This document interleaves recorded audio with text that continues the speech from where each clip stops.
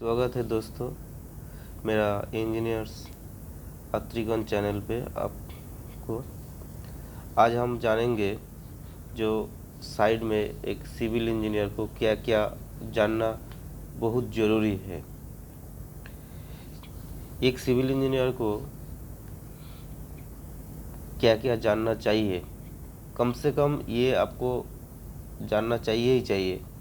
जैसा मान लीजिए, आपको पहले बात तो आपको ड्राइंग स्टडी करना चाहिए और उसको एनालिसिस भी करना चाहिए। अर्थात बोल रहा है जो आपको ड्राइंग देखना अच्छे से आना चाहिए और क्या क्या बोल रहा है वो आपको समझना चाहिए।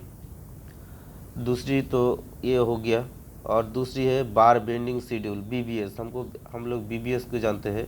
बार बेंडिंग शेड्यूल ये क्या है ना? ये है, आपको मान लीजिए किसी को बीम का आपको कितना सरिया है वो निकालना है, क्या काटिंग लेंथ क्या होगा।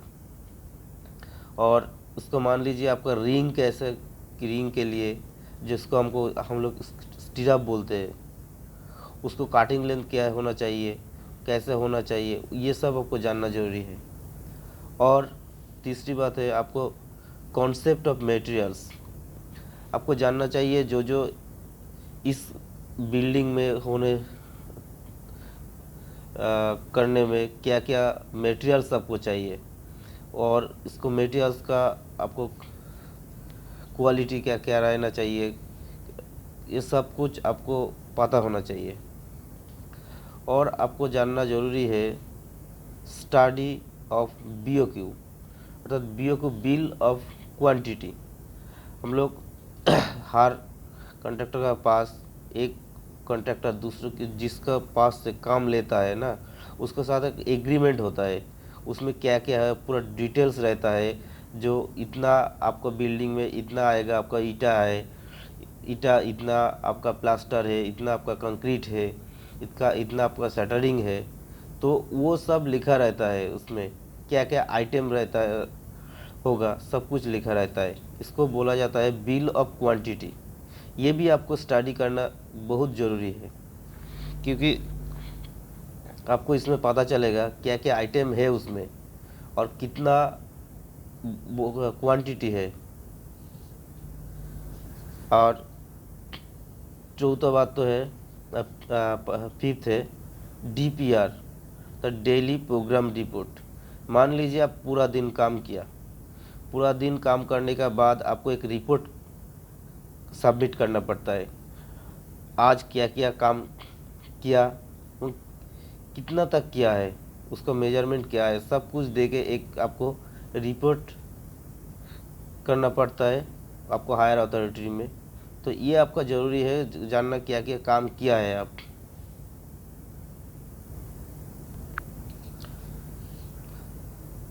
तीसरे और एक बात है आपको जानना है grade of concrete and mix ratio, अर्थात आपका कंक्रीट के बारे में आपको बहुत अच्छा से जानना होगा। जो कंक्रीट क्या होता है, कंक्रीट का इसका ग्रेड क्या है और उसका मिक्स रेशियो भी क्या है। ये आप मान लीजिए M5, इसमें M है मिक्स और 5 हो गया आपका ग्रेड ऑफ कंक्रीट। इसमें क्या होता है, जो ये उसका मान लीजिए नॉमिनल कंक्रीट है, हमको M5 से M25 तक, उसका बाद आपको वो मिक्स डिज़ाइन करना पड़ता है। ये तक मान लीजिए M5 का रेशियो क्या होता है 1:5:10। इसमें 1 है आपका सीमेंट हो गया, 5 हो गया आपका रेती और सैंड, और 10 हो गया आपका एग्रीगेट। इसमें और मान लीजिए इधर 10 में हो गया 1:3:6, और एक में हो गया आपका सीमेंट, 3 हो गया आपका सैंड और 6 हो गया आपका एग्रीगेट। ऐसा करके आपको पूरा ही पढ़ना पड़ता है। आपको जानना बहुत ज़रूरी है। 15 M25 तक है आपको जानना तो ज़रूरी होगा ही। उसके बाद आपको आता है मिक्स डिज़ाइन पे। आपको जानना होगा हर स्ट्रक्चर में आपको क्या क्लियर कवर रहना चाहिए। इसका मतलब है आपको मान लीजिए किसी का बीम या किस कर रहा है, आपको सरिया से आपको कंक्रीट का एंड तक और शटरिंग का एंड तक आपको क्लियर कितना रहना चाहिए।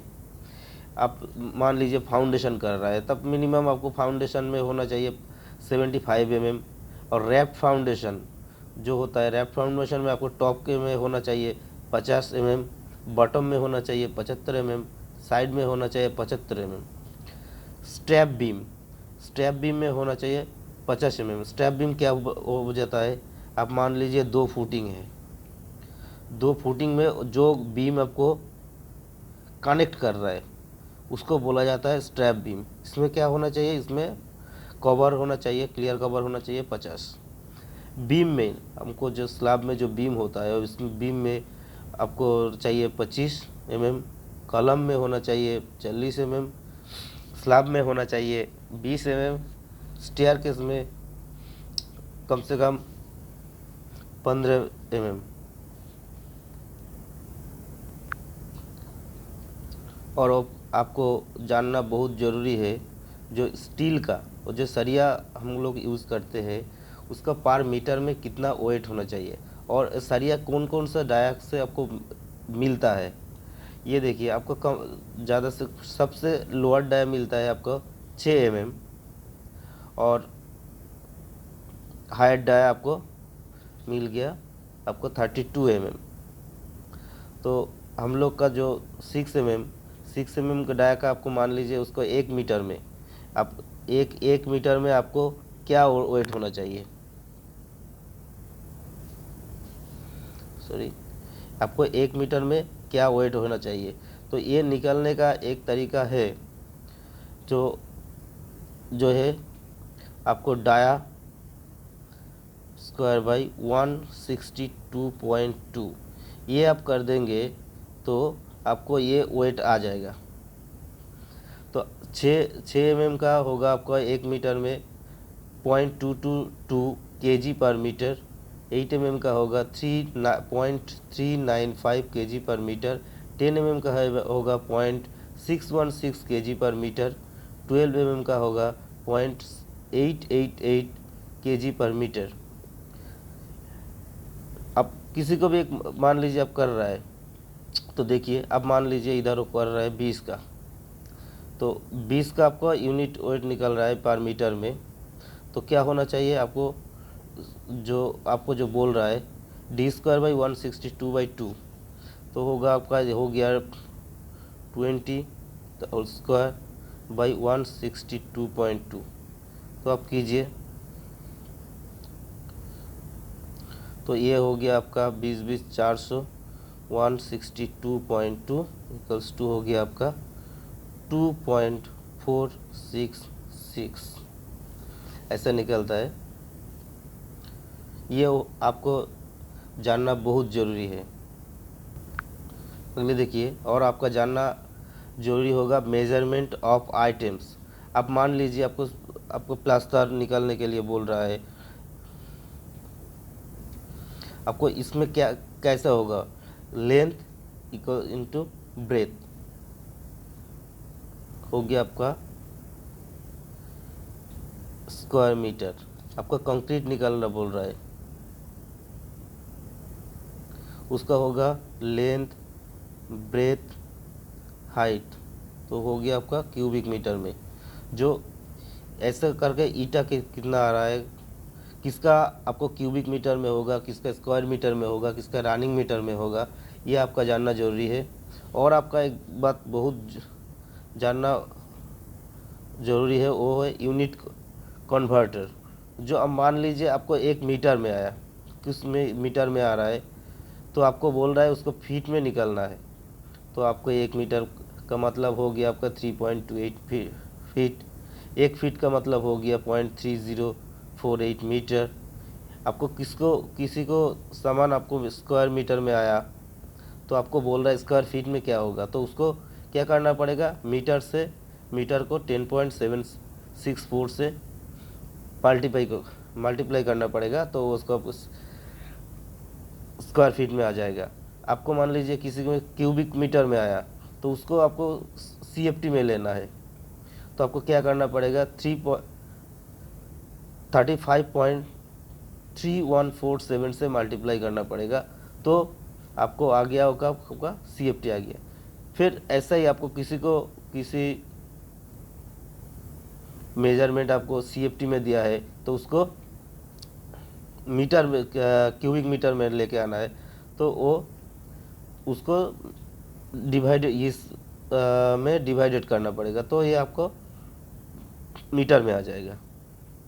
ठीक है, ऐसा कुछ आपको तो जानना ज़रूरी है, और भी कुछ जानना ज़रूरी है तो बाद में दूसरा वीडियो में आप लोग के आपको लेके आएंगे। धन्यवाद मेरा चैनल देखने के लिए। नमस्कार।